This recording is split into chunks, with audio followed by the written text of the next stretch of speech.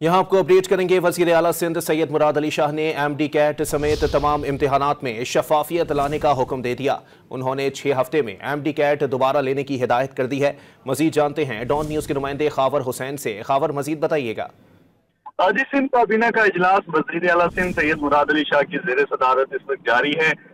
काबीना इजलास में ब्रीफ किया गया वज़ीर आला को कि MD कैट का टेस्ट 2017-18 से लिया जा रहा है और काबीना में कराची, हैदराबाद, नवाबशाह सक्कर और लाड़काना में टेस्ट लिया जाता है। पेपर लीक होने का मुकदमा हाई कोर्ट में दर्ज करवाया गया था, जिसके बाद ये फैसला किया गया।